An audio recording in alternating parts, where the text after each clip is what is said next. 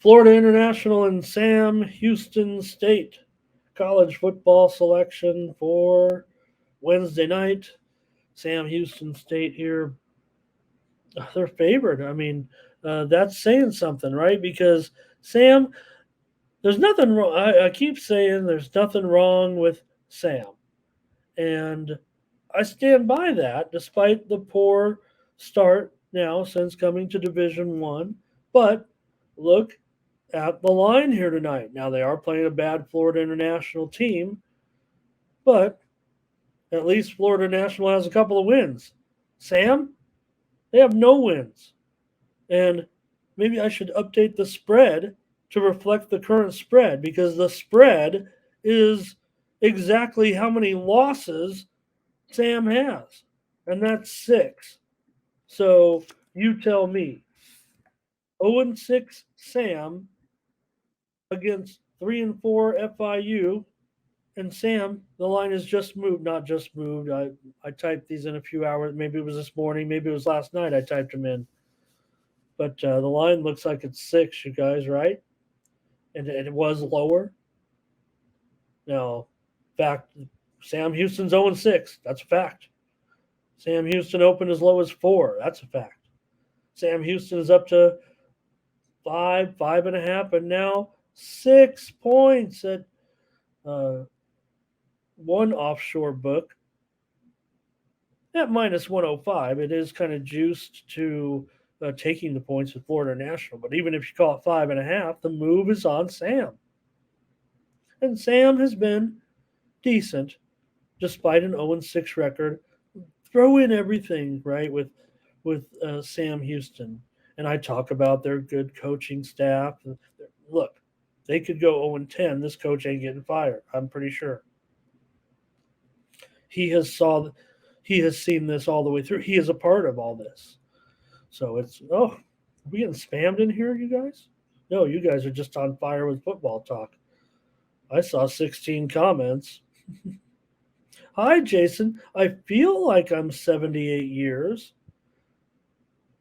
Me and Thomas are rocking the blue. Let's say hello to some folks. Thomas is here. And Terrell said, look at that right there. Yesterday. Yep. How about it, Terrell? And we went under on the show, so we hit it, right? Hello to Jason. Dwight says lay it. 0-6, right? Still 3-2-1 against the spread. 4-2 against the spread for some of you. Jason says, "Are you 78 years?" And like I said, I feel 78 years. I'm not quite there, but if I can make it to that, I would like that. I'll be right. I'll probably be right here. That's the goal. Right here in 24 years. I'll be sitting right 23 years, I guess now. I'll be sitting right here, hopefully, with you guys. Probably in some other weird technology. Florida International here for Londo today. And Terrell. No, that's a good point, Terrell. And the one thing, like I've talked about with totals, and one thing I'm trying to like fight through this a little bit because I'm getting some pushback. Ramon always takes totals, and I always say, well, that's the easiest for me to predict. I can predict. I feel like I'm better at judging. I like to look at how many plays teams run. Right, that's a great. How many plays a team run? That's one of the most great indicators. And you put them together, the two teams, right, and how many plays get run in a game, and things like that. Ray says Sam. Londo says the line should be closer in this one.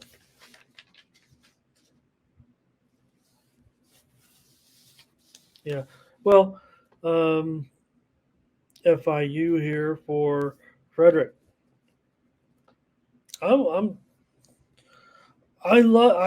always about Sam here. Really. I mean, I want to give Florida International a chance. It feels like they're being the ones that's been disrespected, but they got some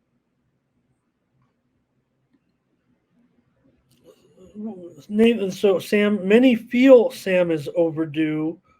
Many feel Sam is overdue. Yeah, when you're 3-2-1, right? So these are the teams you look to bet on in a way.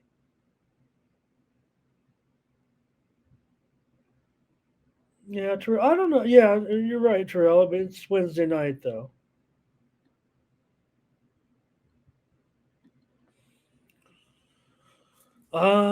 Nathan, I don't know. Yeah, I mean, look, Sam's game is defense, no doubt about it. And it seems like once they started to get, remember they were playing some ridiculous. Yeah, how can you lay 6 points in a game that looks to have such a high total there, right? But again, it has been increasing a little bit with Sam off of the first ridiculous game there, but uh, so okay for FSU, they've just lost their last 3 games by they've scored by a combined or let's see, I think it's 109. I want to say 100. I'm at it. 109 to 37.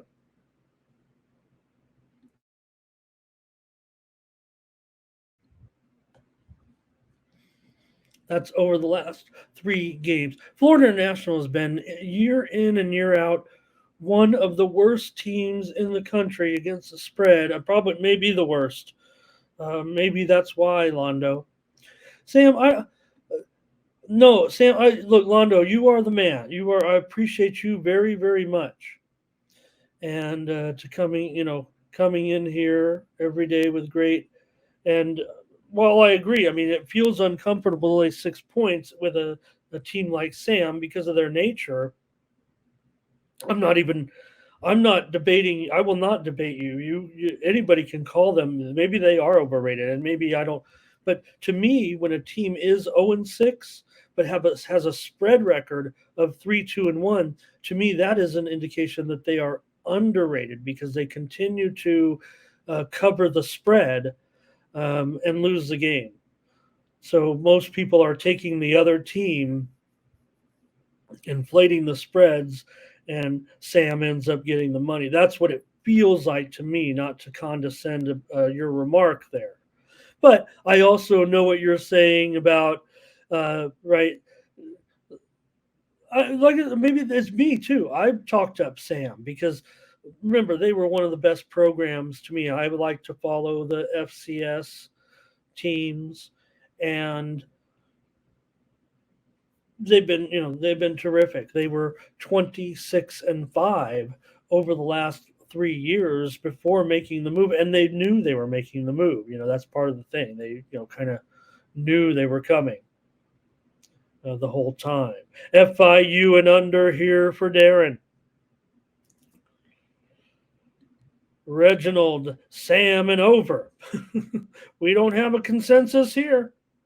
Hey, I want to say hello and welcome, even though it's a pass. And I'm going to, Dexter's welcome to come in every day. Look at Dexter, Dexter Death Clock. And we're talking about aging. Oh my gosh. Ooh.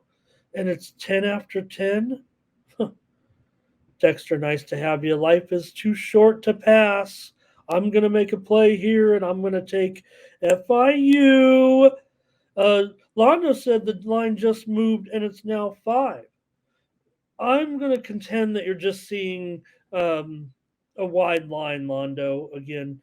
Oh, you're right, Londo, on this one. So I will be honest. I did call out Londo a little bit, but Londo's right. This game is definitely. I just wanted to pick FIU +6 and they moved it on me like that. How dare they? Well, now I'm stuck. I just said 5. And Londo, I mean, I don't know if Londo, so the books that I use on the show, one of them's an offshore book. I use a popular offshore book for the show. I'm in Vegas. I like the, Vegas books. I use the Vegas apps, but because offshore, they don't allow you to, well, you could do it. But you're right. At the book that I used for the show, that's where it moved. So maybe that's right, Londo. You got it right. And that's what I'm on too. That's what I use for the show. Because I think they have a unique line that I like very much. I like those guys.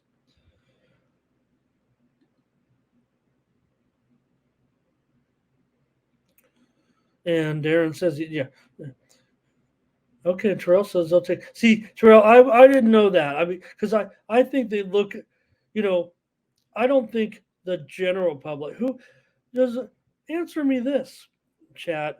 General public, general betting public, everyone who's betting, right? Um, from the Ramones of the world that think they need to know every single stat, every single angle so much that it confuses them all the way somehow and still make a winning pick, or Joe Joe average that gets home from work, looks on the thing, looks on his app and says, "Oh and 6. Well, these guys suck.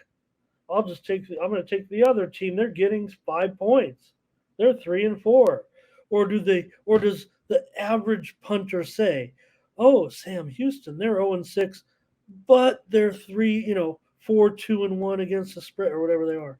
And like I said, to me, the spread is the indicator. The spread record, you got to take into context. But I don't want to tell you guys. I mean, this is a betting show. But the spread record is the indicator of how a team is performing against the perception of the public. So Sam Houston, they're 0-6. They've played way better than 0-6 because of that spread record. They were outscored 65-10 in their first 3 games. They've closed the gap now, outscored just 83-67 in their last 3 games. Remember, this is their first year in Division One, which is, we just saw another team. The other comparative team is last night, Jacksonville State. And it's funny because if you look at Jacksonville State and Sam Houston coming into this season, you would say, and they played, right? They played that memorable game already early on in the season with with a ridiculously low score. But it's like, there's not much. Well, Sam arguably better than Jacksonville State coming into the season off of their seasons and their reputation and success, and both very strong Division One AA programs coming in. I'm sure Sam's actually quite disappointed that they haven't been able to. Well, of course they are, but I mean they're probably actually surprised, and that's why it's not a surprise to have that good spread record. But look, I want to respect this. Thomas just said it. Well, okay, but Thomas is saying respect the steam that obviously there may be some move. If you're talking about the move that maybe just came in on Florida International, but to me, I want Florida International because I think the nature of the game kind of indicates we could see a game that, look, that 42, that's pretty high for a Sam game, actually. And I don't know, the line to me, the steam came in on the over. Thomas says respect the steam. That maybe I'm wrong about how this game is going to, turn out. But I'm going to take Florida National +5 now. I'm going to take +5. What a bummer. Give me FIU tonight as my play here. I think we were just talking philosophy there about handicapping and not a preview of the game necessarily. But for FIU, they are 7-14. Their last 21 games as a road underdog against the spread, and of course, they have started to play a little bit better. ATS in conference, 5-7 in their last 12 conference games. They were absolutely terrible for 3 years, the worst conference spread team in the country with just 2 covers in 19 games, dating back to before last year.